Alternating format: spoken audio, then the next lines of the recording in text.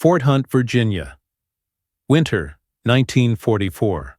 A cold wind sweeps through the cracks of a small interrogation hut on the edge of Fort Hunt. The snow outside glows faintly under the yellow floodlight. Inside, a single bulb hums overhead, casting a circle of pale light across a wooden table. On one side sits a young man in a wrinkled Wehrmacht uniform, his wrists resting loosely on the surface, fingers tapping in nervous rhythm. Across from him, a U.S. Army officer leafs through a thin dossier, silent, methodical. The officer looks up.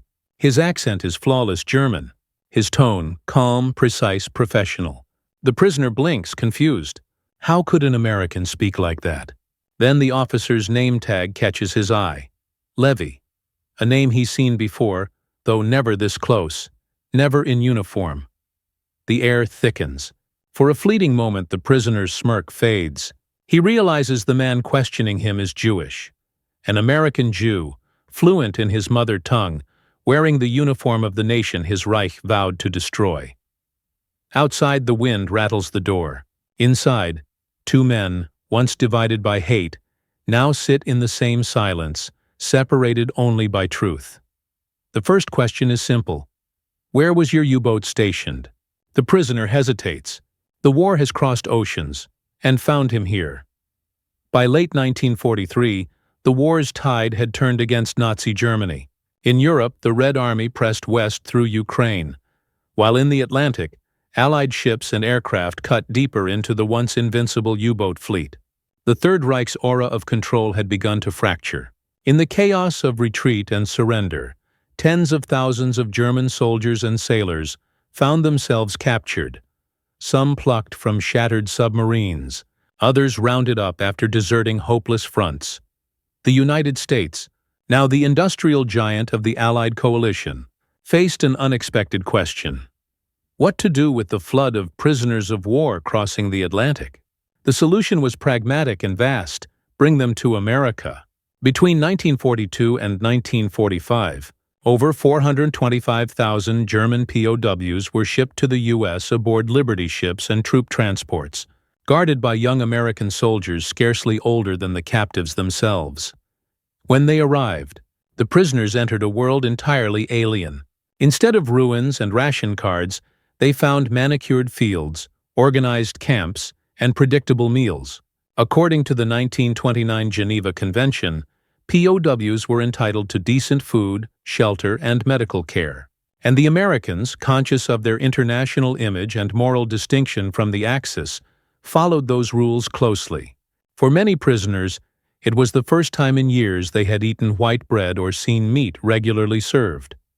The camps were scattered across the continental United States, Texas, Nebraska, Oklahoma, Michigan, Georgia, and dozens more. Often they stood beside quiet farming towns, where civilians could glimpse rows of barbed wire and watchtower silhouettes against the sunset. Farmers petitioned local authorities to use POW labor to fill the gaps left by Americans drafted into war. The prisoners worked the fields, cut lumber, repaired roads, and in some cases, learned English from locals who were both curious and cautious. Yet beneath the routines of daily work and Sunday inspections, something deeper pulsed, a clash of identities. Most German POWs expected cruelty. Nazi propaganda had described Americans as barbaric mongrels, manipulated by Jews and Wall Street. Instead, they encountered discipline, order, and a strange politeness. Guards joked, doctors treated them with respect, and the camp commandants reminded them of regulations written in the very Geneva text their own regime had often ignored. The psychological contrast was immense. German soldiers who had grown up believing themselves the pinnacle of civilization were now living under the watch of the people their leaders had demonized and being treated better than many civilians in bombed-out Germany. But in a few of these camps, something even more unexpected awaited them. Every POW was screened upon arrival. Names, ranks, and units were checked against captured documents. Then came the interrogations. Quiet sessions meant not to humiliate, but to gather valuable intelligence. In many cases, the interrogators spoke flawless German. The shock on the prisoners' faces was instant. Some assumed these Americans had studied in Berlin or Vienna before the war. Others whispered theories about Allied spies or defectors. The truth was far more layered and far more personal. Many of those fluent Americans had fled Germany themselves.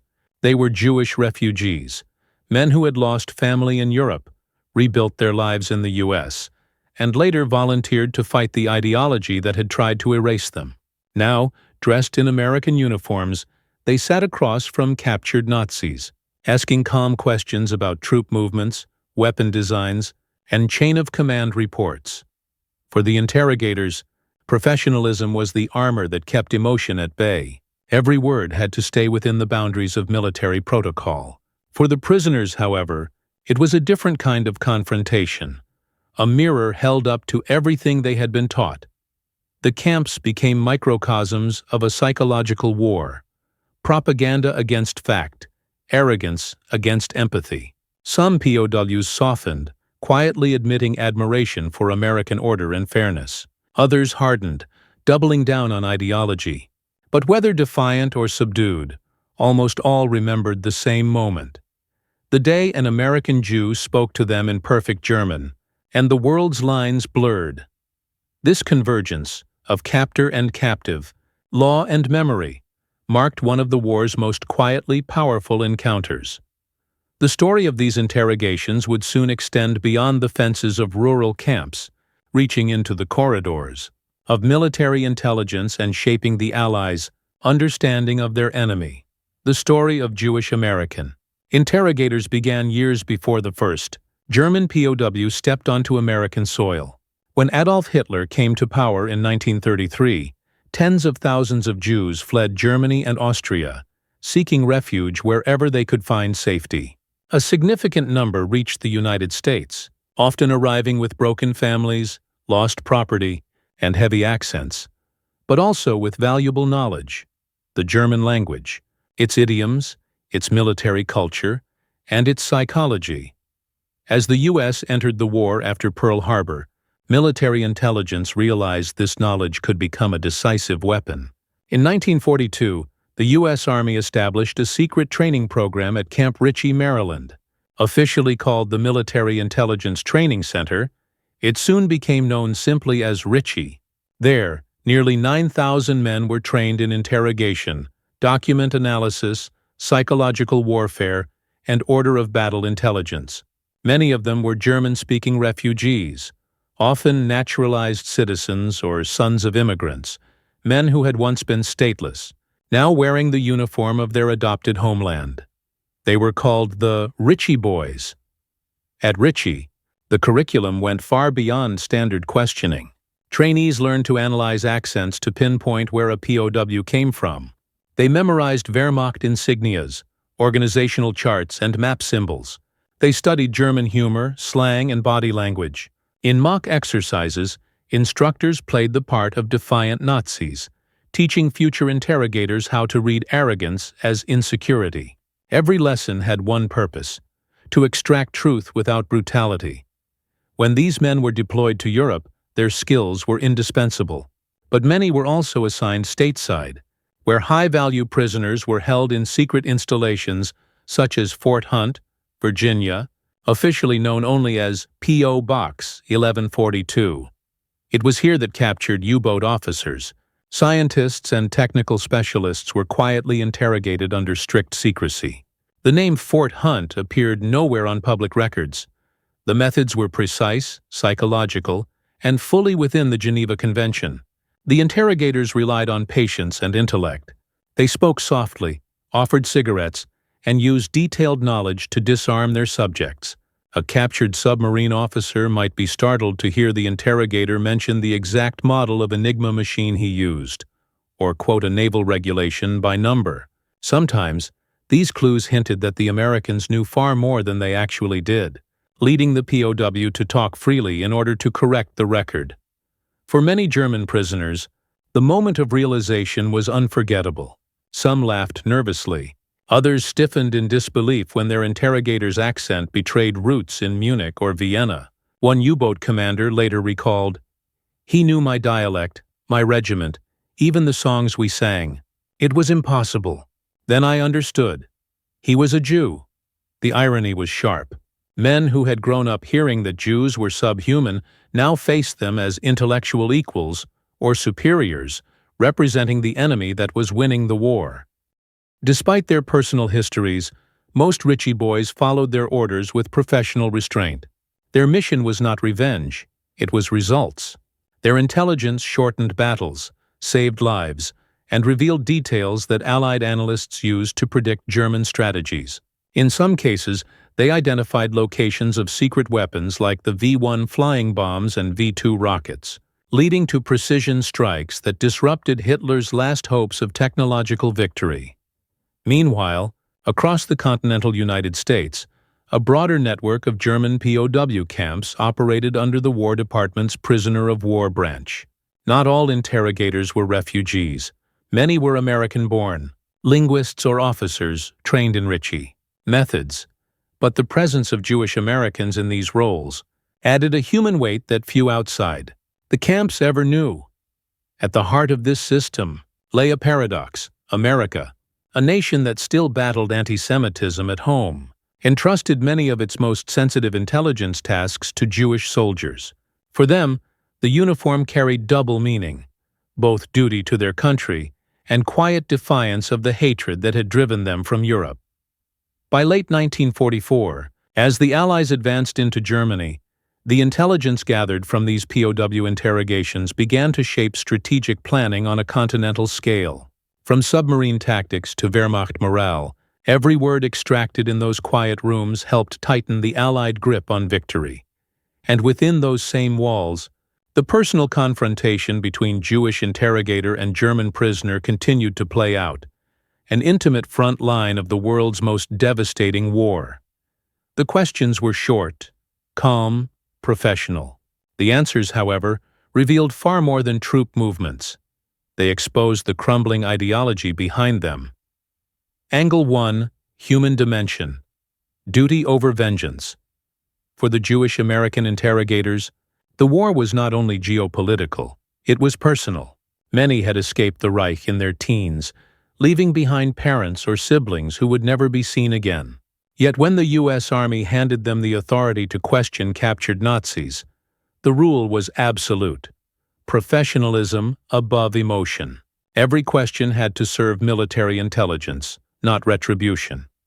Inside the interrogation rooms, these men built invisible walls between their past and their purpose. Some later recalled the tremor in their hands when a POW mentioned a town or street name that mirrored their own childhood. Others described the surreal calm they felt, realizing they had more power in silence than in anger. Their voices, steady, clinical, restrained, became instruments of discipline. What made them extraordinary was not their vengeance, but their restraint. They embodied the opposite of the cruelty they had fled. Every cigarette offered, every cup of coffee poured, every measured tone was a victory of principle over hatred. In that quiet professionalism, they proved something Hitler's ideology could not comprehend: that moral strength and intellect could conquer brutality. Their presence also changed the dynamic for fellow American officers. To many native-born soldiers, these refugees were a reminder of what the war was really about. Not territory or flags, but humanity's ability to preserve dignity under pressure. Angle 2: Tactical Dimension. The language. Weapon language became a weapon more precise than any rifle. The Ritchie-trained interrogators wielded it with surgical precision. Their German wasn't academic, it was alive. They caught every hesitation, every dialectal nuance that betrayed a prisoner's region or rank. A Bavarian's vowels, a Prussian's clipped consonants, even slang from naval dockyards could reveal identity and truth. One interrogator described the art as a chess match in words. A mispronounced verb or casual idiom might expose an entire unit's location. When a POW lied, these men didn't shout. They smiled and corrected his grammar, watching panic flicker in his eyes. The psychological advantage was immense. The Germans, who prided themselves on linguistic purity, suddenly found themselves linguistically outmatched. At Fort Hunt, sessions could last hours. The interrogators built rapport through shared knowledge, music, literature, even soccer teams, before guiding conversations toward technical or operational details. The success rate was astonishing. Many interrogators achieved what torture never could: cooperation born of respect and confusion. Their intelligence, cross-referenced with radio intercepts and captured documents, gave Allied analysts insight into everything from submarine communication codes to panzer fuel logistics. Words, not weapons, shortened the war. Angle 3. Technological dimension. Intelligence through understanding. Behind the wooden tables and typewriters, a quiet revolution in intelligence methodology was unfolding. Traditional armies relied on brute force extraction, threats, pressure, and fear. But the Ritchie system, refined through American pragmatism and refugee insight, proved something radical. Understanding the enemy could yield better results than breaking him. Technological intelligence from these interrogations filled gaps that machines couldn't. When U.S. codebreakers deciphered a fragment of an Enigma message, human interrogators provided the missing context. What unit operated the code? Which officer signed the transmission? Which port the U-boat sailed from? The collaboration between language specialists and analysts created a new standard for multi-source intelligence. In some cases, captured engineers provided technical data under the illusion of casual conversation. A friendly chat about factory efficiency might lead a prisoner to reveal the materials used in V-2 rocket guidance systems. Another, while boasting about his command's innovations, might unknowingly confirm the exact range limitations Allied bombers sought to exploit. The interrogators didn't need to coerce. They needed to listen. Each phrase, pause, and boast carried a clue. In time, U.S. military intelligence realized the broader implications. These methods would later influence Cold War interrogation doctrine, forming the basis of rapport-based questioning techniques that replaced coercion with psychology. By late 1944, American intelligence gathering had evolved into a discipline of precision, built not on brutality but intellect, and the quiet strength of those who had once been voiceless refugees. The human, tactical, and technological layers together reveal a quiet kind of warfare, one fought with words, ethics, and knowledge. But this story had more sides still: leadership decisions that defined morality, prisoners shifting loyalties, and the fragile line between justice and revenge. Angle 4. Leadership and doctrine. Intelligence by ethics. From the top levels of U.S. command, the doctrine was clear: knowledge, not cruelty, wins wars. Military intelligence service officers, guided by the Geneva Convention, ordered their interrogators to uphold strict ethical conduct. The idea wasn't moral idealism, it was strategy. Reports from North Africa and Europe had already proven that fear-based interrogations produced unreliable information. In contrast, respect and calm conversation led prisoners to talk freely, often out of pride or the illusion of shared understanding. Jewish American interrogators embodied this principle. They understood that information extracted through empathy carried more weight than confessions forced through pain. They used subtle flattery, humor, and logic. A German officer might enter the room expecting torture, but leave hours later surprised by the civility and unaware of how much he had revealed. This discipline echoed through every level of command. Senior officers at Fort Hunt and Camp Ritchie monitored sessions to ensure both legality and precision. The interrogators knew that one act of revenge could jeopardize months of intelligence credibility. In maintaining professional distance, they achieved moral victory, showing that decency itself could be a weapon. Their leadership under pressure left a lasting imprint. After the war, these methods became the cornerstone of modern American interrogation doctrine, influencing everything from Cold War counterintelligence to the FBI's psychological approach. Ethics had proven to be an instrument of victory. Angle 5. Enemy psychology. The moment of realization. For German POWs, the realization that their interrogator was Jewish was often devastating. Many had been raised under Nazi propaganda that painted Jews as weak, cowardly, or inferior. Yet here, in a small American room, a Jewish man in uniform calmly dictated the pace of conversation, speaking flawless German, correcting grammar, and analyzing military formations with surgical precision. Eyewitness accounts describe visible changes: posture stiffening, eyes widening, arrogance fading into silence. Some prisoners tried to hide their shock behind forced politeness. Others lashed out, sneering, "A Jew can't understand war." The interrogator would nod quietly and continue, unshaken. The silence afterward often spoke louder than the insult. In time, psychological dynamics shifted. POWs began cooperating, not because of sympathy, but because resistance felt pointless. The more they talked, the more they saw their interrogators as men, not enemies. And for some, that human recognition was the first crack in years of ideological conditioning. Later declassified reports from Fort Hunt mention cases where German scientists, initially defiant, became unexpectedly respectful once they realized their interrogator's background. The professionalism of the Jewish Americans dismantled stereotypes with every calm sentence. Angle 6. Moral and legal. The thin line between justice and judgment. The moral tension was constant. Each interrogator carried invisible weight. The knowledge that the man sitting across from him might have participated in atrocities against his people, and yet he had to treat that man according to law. This paradox was both burden and strength. It tested the humanity of those who had lost so much. Some interrogators privately confessed in letters that they struggled with self-control, especially when confronted with prisoners who boasted of Nazi victories or mocked Jewish suffering. But none allowed personal grief to dictate their actions. The American uniform they wore demanded restraint, and they honored it.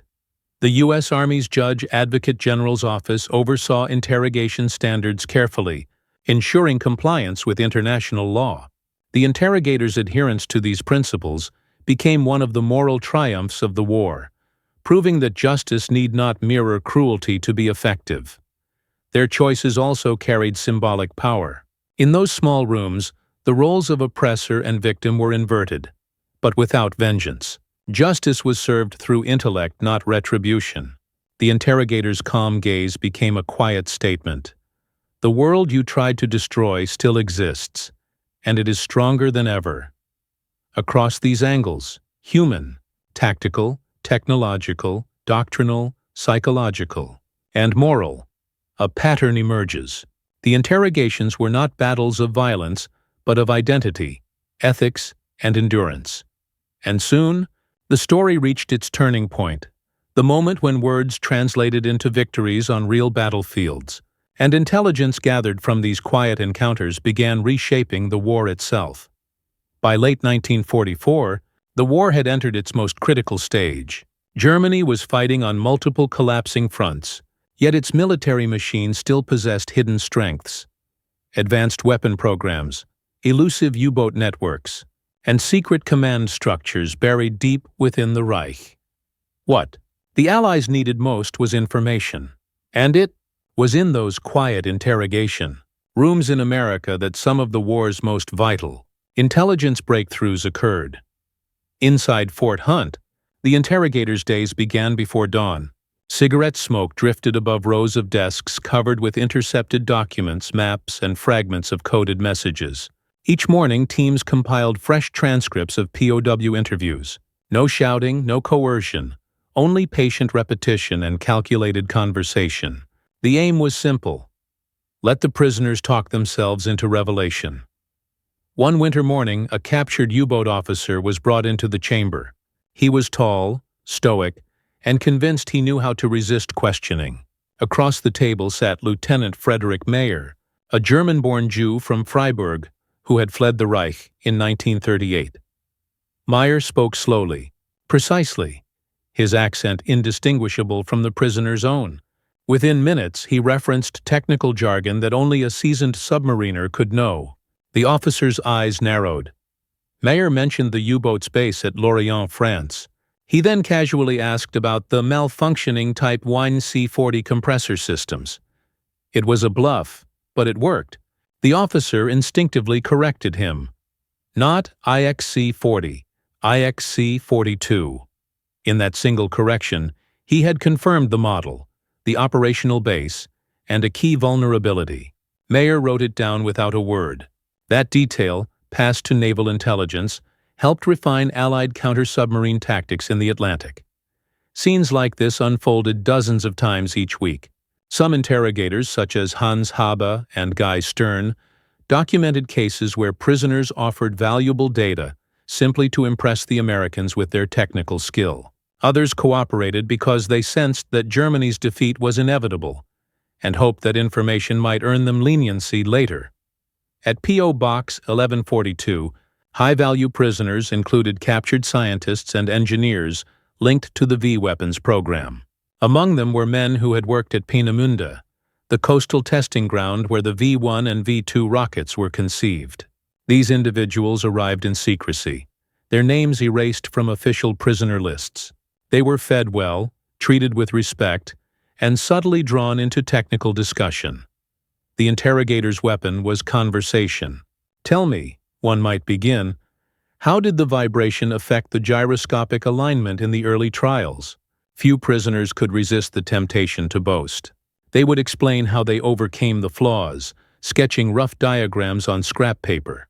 Each note was quietly collected and relayed to analysts.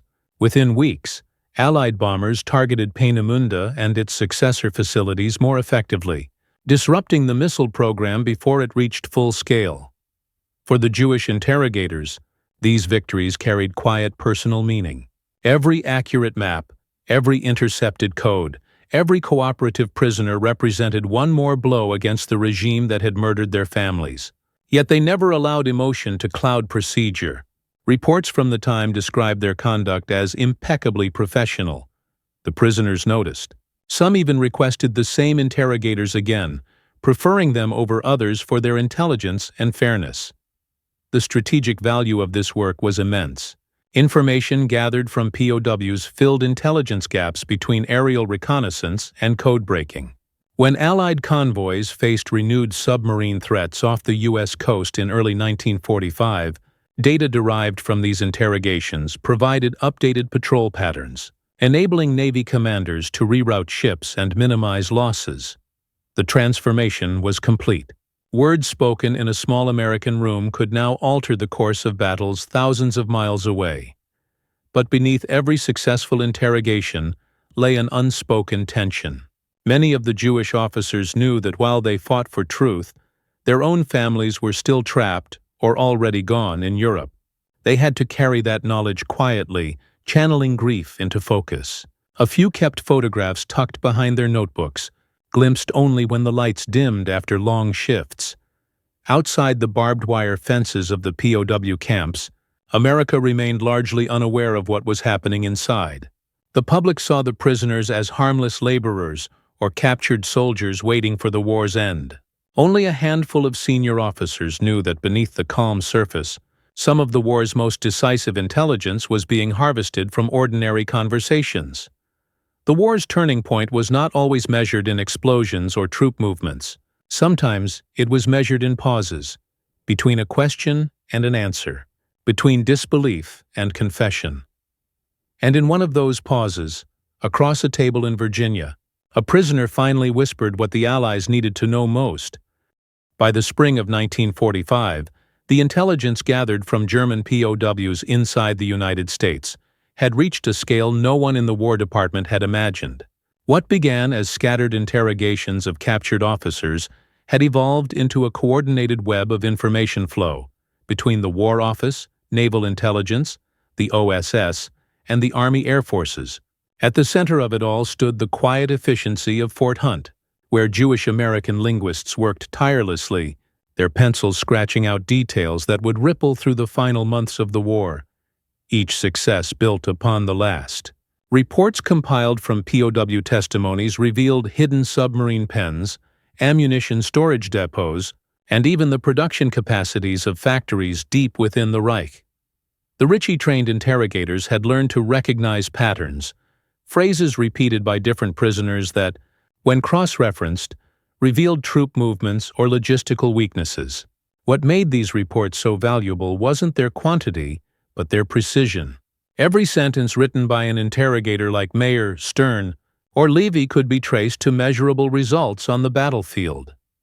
One breakthrough came in February 1945, when a captured Luftwaffe communications officer accidentally confirmed the existence of a new radar jamming system intended to blind Allied bombers. His interrogator, a German-born Jew from Hamburg, used a casual, almost friendly conversation about air defense logistics to draw him out. By pretending to admire the system's sophistication, the interrogator invited the officer to boast.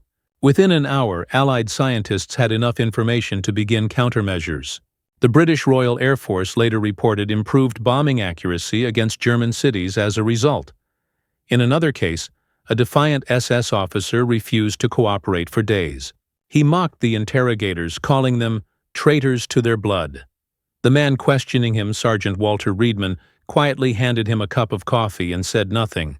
2 days later, after realizing Reedman knew every detail of his unit's chain of command, the officer's confidence cracked. He began offering small corrections: names, dates, distances. Each correction was logged. Within a week, those fragments led Allied analysts to uncover the location of an entire Waffen-SS regrouping zone near the Rhine. The subsequent airstrike destroyed it. Such moments defined the war's invisible victories. The German POWs never saw the impact of their words, but the interrogators did, through classified communiques and briefings showing altered invasion routes or intercepted messages confirming enemy losses. They knew the cost of silence could be thousands of lives, and so they pressed on, day after day, asking questions that might seem trivial but could change history.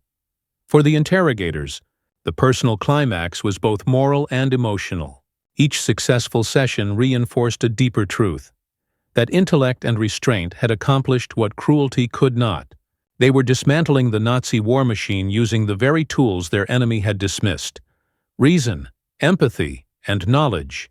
Still, not every confrontation ended in cooperation. Some prisoners refused to speak until the war was clearly lost.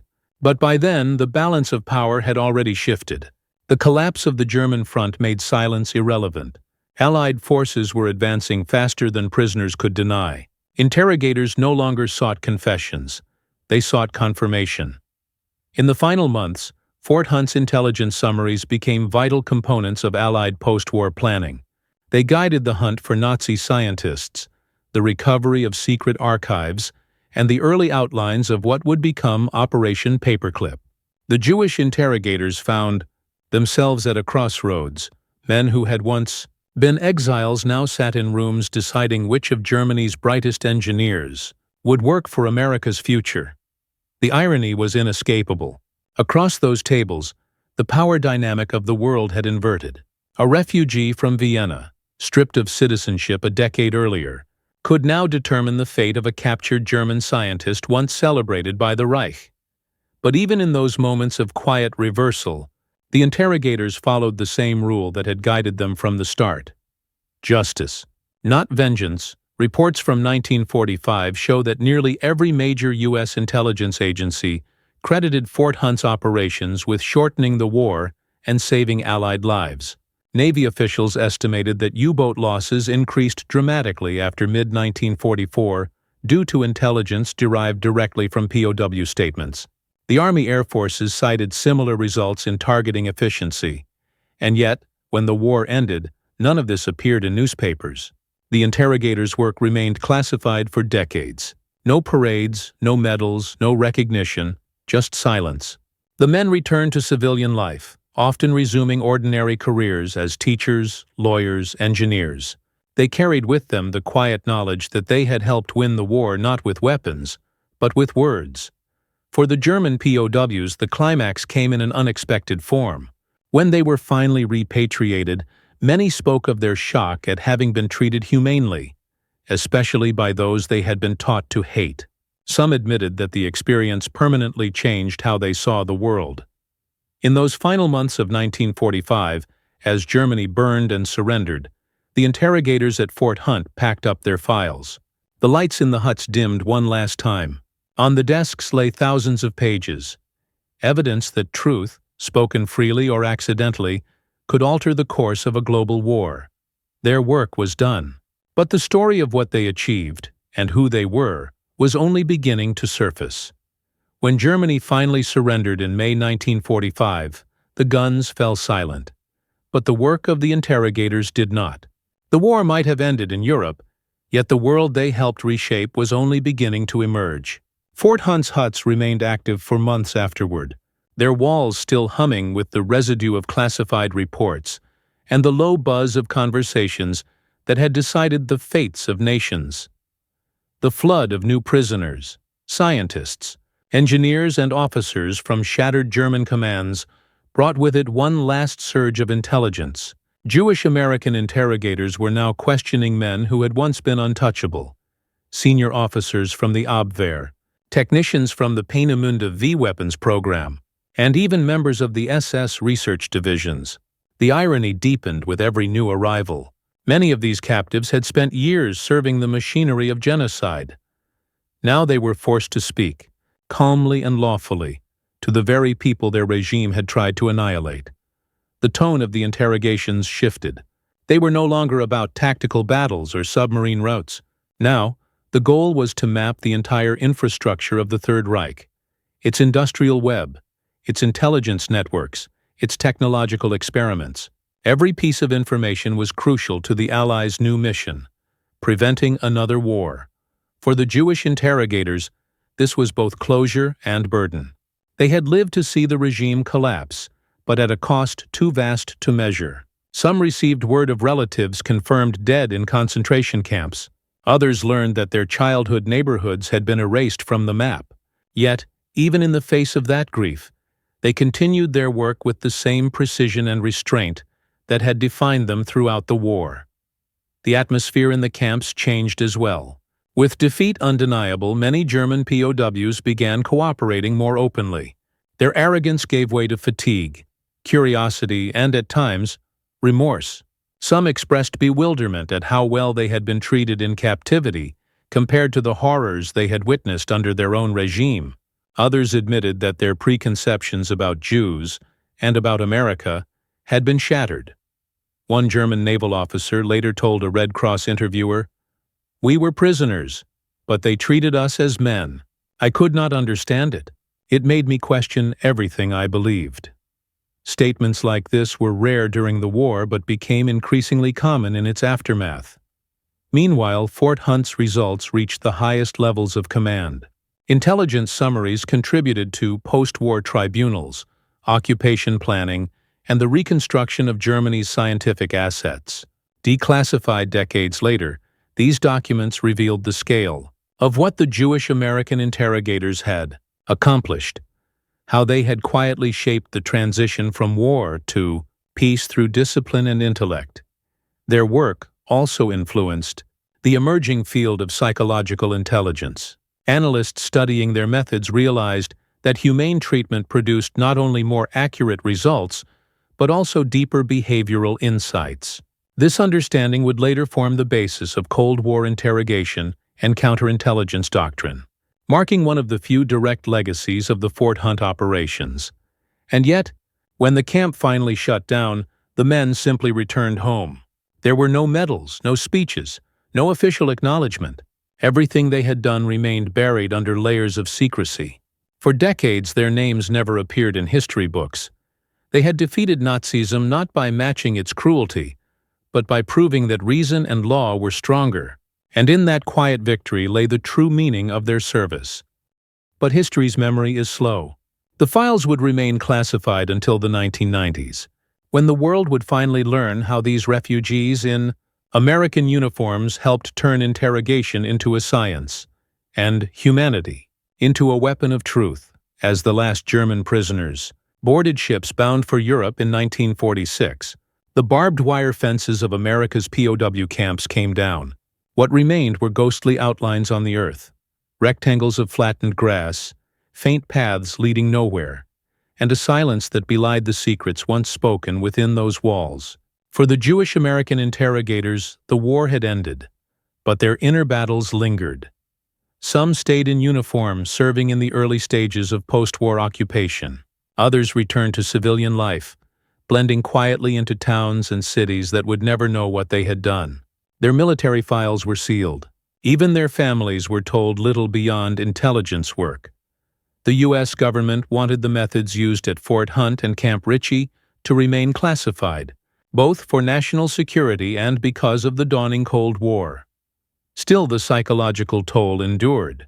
Men like Guy Stern, Frederick Mayer, and Victor Brombert later admitted that returning to normal life felt strangely hollow.